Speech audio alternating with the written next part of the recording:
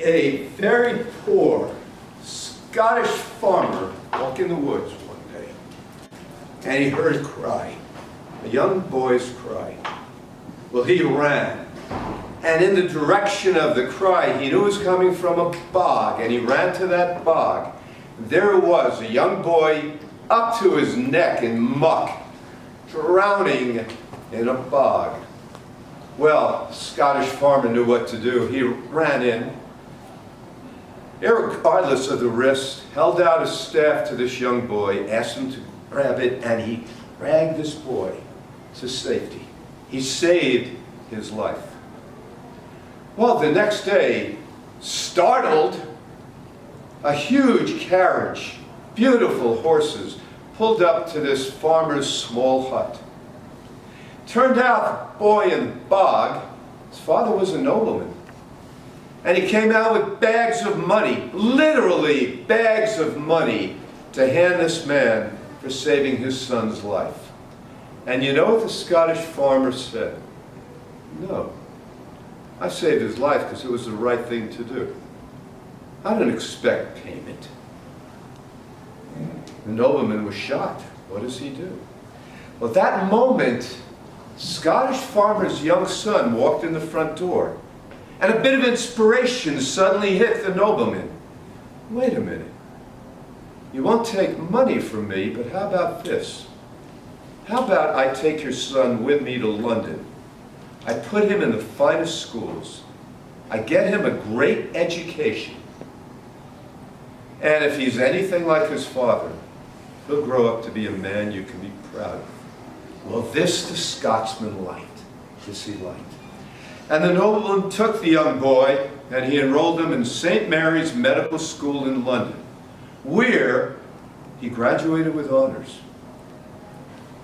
A few years later, this same young, poor Scot boy created a medicine known as penicillin. His name, Alexander Fleming. Now, if that's not enough for as you sow, so shall you reap, here's more. Remember the nobleman's son who was in the bog? Well, he kind of fancied his way into politics. And by this stage in history, he was pretty much a political hack. But he had ambition. And one day he contracted pneumonia. Now, I've had pneumonia 4 times. I didn't give a crap. It was cured in a matter of minutes. Well, weeks, but it was cured. Probably every one of you have had a bout with pneumonia. Try it in the 1930s and 1940s and see what happened. You died from pneumonia in the 1930s and the 1940s. And for the second time in his life, this nobleman's son was on the verge of death. But he was saved by a medication called penicillin. His life was now saved twice by the same Scottish family. And oh yes, the nobleman's son's name was Winston Churchill. And if not for this Scottish family, probably everyone in this room today is speaking German. And I hate that goddamn language.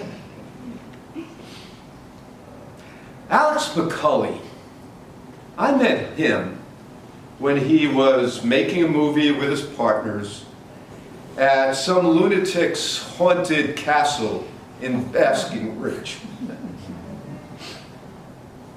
I was so impressed with Alex Mccully. He was barely in his 20s. He was an actor in this movie and he was quite brilliant. And he was one of the movie makers. In fact, he was so good, I asked him to start filming the Roundtable, which he does. And one day he came to me with a storyline. And I get storylines all the time, and I read probably the first 2 paragraphs, fold it up, throw it in the trash, and make some excuse as to why I thought this was absolute horse shit and it's not going to amount to anything. That happens. When I read Alex's story, it was here. I felt it. Because it's based on a very true story. Story about a grandfather named Arthur who loved his grandson David. They had a very special bond. And one day, that grandson, David, decided to become a train hopper, a railway hopper, known to most of you as a hobo. I didn't even think they existed anymore. I had no idea hobos were a thing. But incredibly enough, folks, there's a big population of hobos out there. Well, one thing you should know about hobos, their life expectancy is very short. And this grandfather on the verge of retirement decides he is going to find his grandson in those railways, and nothing was going to stop him to save him before it was too late. How he did it is fascinating. Remember, it's based on a true story. He himself became a hobo, riding the rails, talking to the same people that his grandson David spoke with, interacting every day, finding his way closer and closer and closer to his grandson before it's too late. It's a story that I was touched with. And I told Alex, this has to be a feature film. And Alex has run with it. He's young, but he's quite brilliant. Alex Mccully, get the hell up. Okay.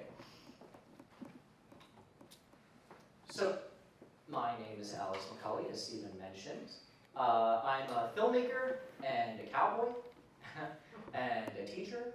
I kind of moonlight as everything. I worked for a fiber optic company for a while.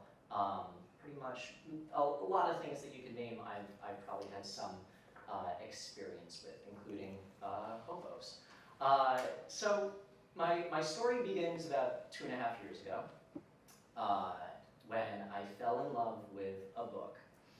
Now, I had an Audible subscription, and one thing you should know about Audible is that they have really good deals, all right? They have really, really great, they have a really great bargain bin, right? So I found this book for about $2.99, and little did I know it would change my life.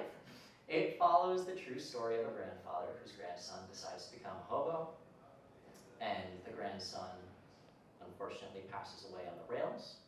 And the grandfather decides to travel around the country and meet all the friends that his grandson made along the way. Now, this is a true story, and it is told from the grandfather's point of view. The grandfather is the one who wrote the book.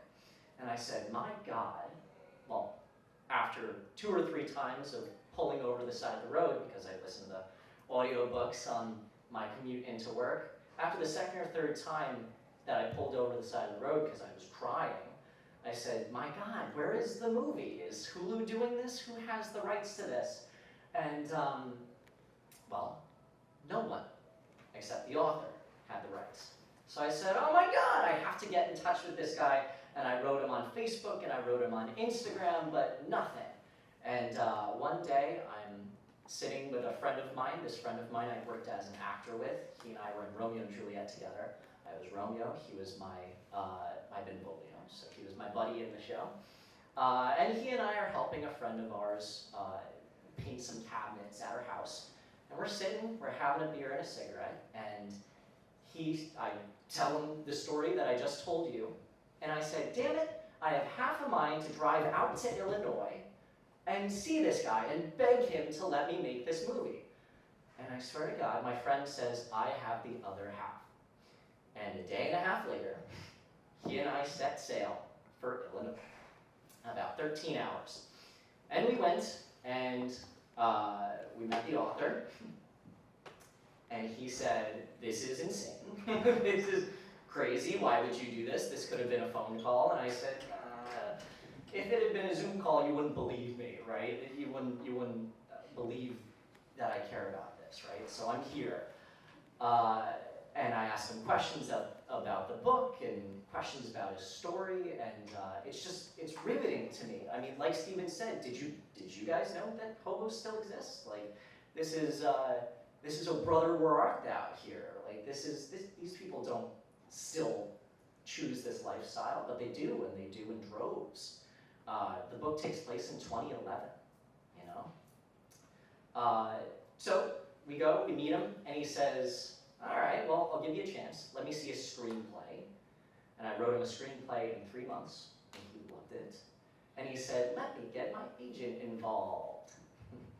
And as you guys who have worked with agents, no offense to any agents out there, your job is to keep charge of your clients and make sure that they're safe.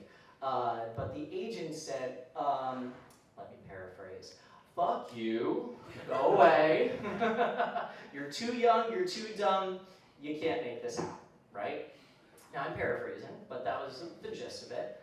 And I said, well, this would stop most people, but I'm not most people, so let's see what happens.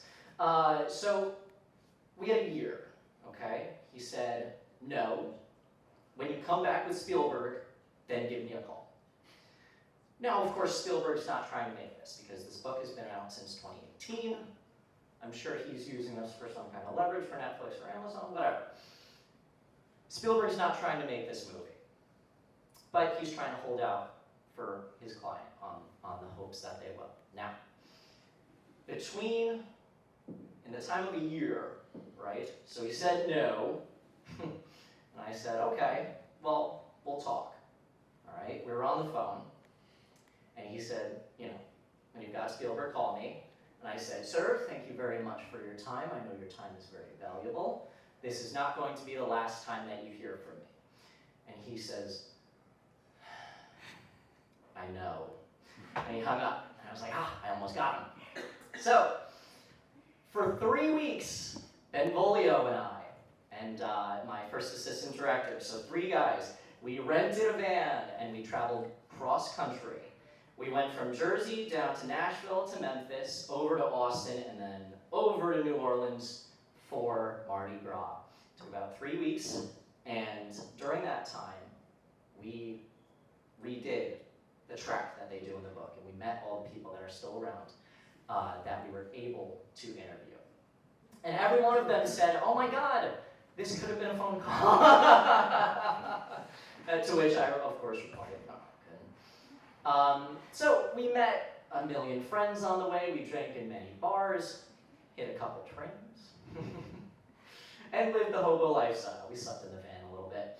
And overall, everyone was incredibly grateful to have us. They thought it was wonderful what we were doing, and most of all, they said, you know, oops, sorry guys.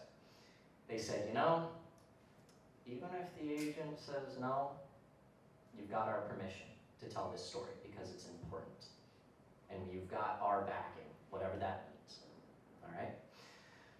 So, after the trek back home, we decided, okay, now we really have to make this thing happen. So we decided to shoot a proof of concept. The proof of concept was shot by those 2 guys back there. Those are my camera. The soundtrack was done by this wonderful tall gentleman there. And I wrote and directed it. And I hope you guys enjoy. Boys, can you hit the lights?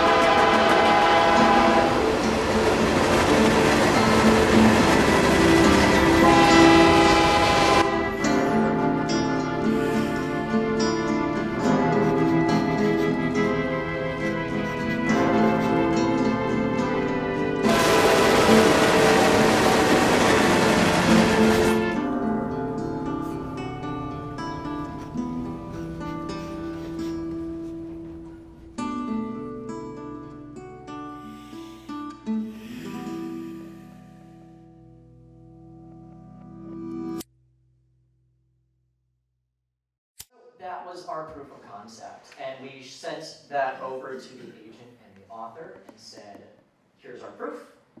Here's a budget breakdown. Oh, and I forgot something, a little something. We had an angel investor come on for about $250,000 who loves the project and wanted to see it done. So we went to him with a budget breakdown, a pitch deck. We went with 2 proofs of concept. I won't bore you with the other one. But we sent over this one, that one, and a letter of intent from our investor and said, look, we know we're dumb, we know we're young, but please, we think we're the only ones who can make this happen and that can make this in a way that this story deserves. All right? Now, we sent that around Christmas break of 2024. And guess what he said? Go fuck yourself, he said. To which we replied, okay, now it might be time to pump the brakes. So, our plan is to, once again, we have the blessings of all of the people who lived through this story, right? Now, we don't want to, of course, disrespect a grieving grandfather. That is not our intent, right? So we are changing the story to be respectful, and of course to not get the pants too pompous as well. But this world that is living and breathing beneath our feet is so intriguing to me. I mean, once again, I don't see this on the news. Why don't we see this on the news, that there are still hobos? Why do they choose this lifestyle? It's so dangerous. Once again, as Stephen mentioned, they don't have a very long life expectancy. What would make you decide to brave the elements and brave the other crazy people and brave who here has seen Into the Wild? Okay, you know the scene where he's on the train and the railroad bull comes up and kicks in his kneecaps? That happens. That's a real thing. The railroads don't call the cops if they catch you hopping trains.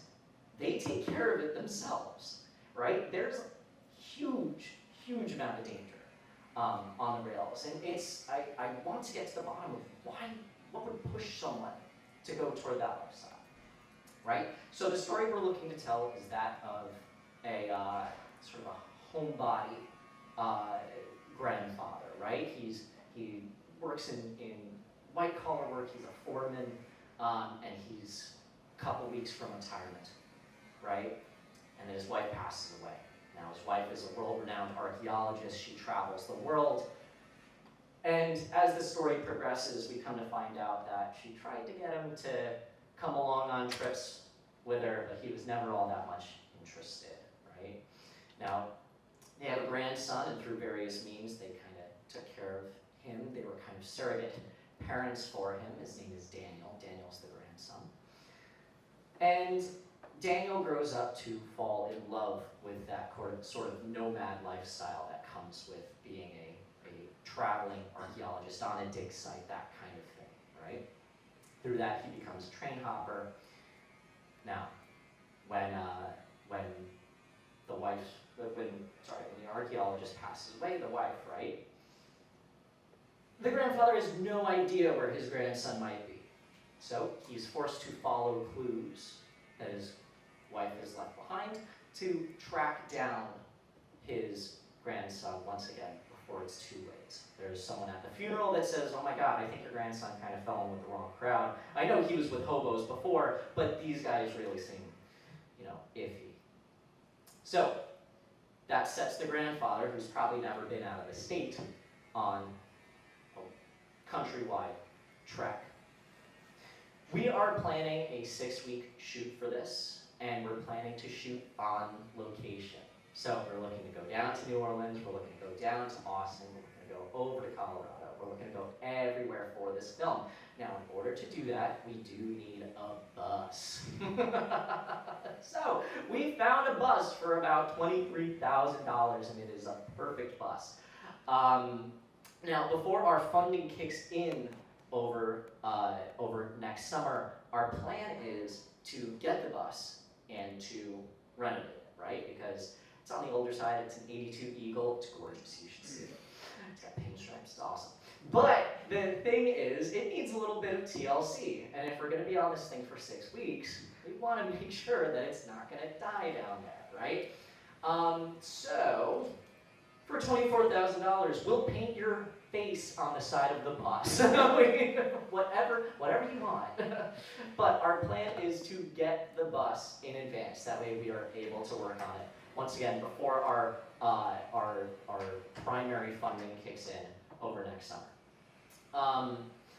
I tried to get Richard Dreyfuss, but he was busy.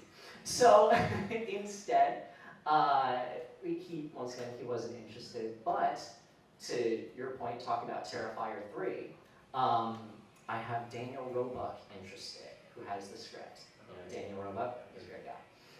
Now, Daniel Roebuck, if you're not familiar with him, you are, and you just don't know it. He is the guy from The Thing for about 40 years. He was in The Fugitive and The West Wing and Lost and NCIS, and he's been in a million different things.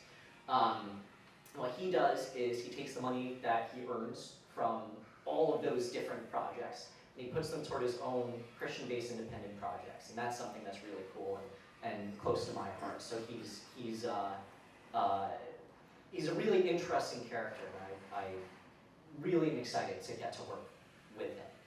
He offered to work for scale, which is very, very kind of him. So yeah, we have him pretty much signed on, and then we plan to produce this, or rather to start principal production over June, July of next year. So if you guys are interested in helping out, whether monetarily or if you have people that might be interested in helping with something like this, or you have a nephew that was a train hopper and you have some kind of research on that, I'd be more than happy to talk with you. I think that's all she wrote. Do you guys have any questions? Of course. I was just curious about the story. You mentioned Absolutely. the archaeologist wife and everything. Is there somebody who's blocking his quest to find it? Is there a character that is, other than the weather and circumstances? It's a lot of it is his own barriers that he set up. Is that he just doesn't know. He has no street smarts. He has no real way of getting around. It's part of it is that. Part of it is also he's trying to pick up the clues to try and figure out where he is. Once again, these people are nomadic. They're always moving around. So trying to, as soon as you get to the place where he was a week ago, he probably isn't there anymore, right? So the film is following as he goes along. Part of that is also, once again, he's a couple weeks away from retirement, but he's got one last big project that he's working on, and they give him a couple days for the grieving process, but then they start calling him back into work, right? So there's the battle of, oh my God, am I gonna lose my house? What's gonna happen? This big project that I'm working on pays me a lot of money, and I'd be set for the rest of my life, and I can finally afford to retire, or do I have to, this is more time sensitive, this is more important, right?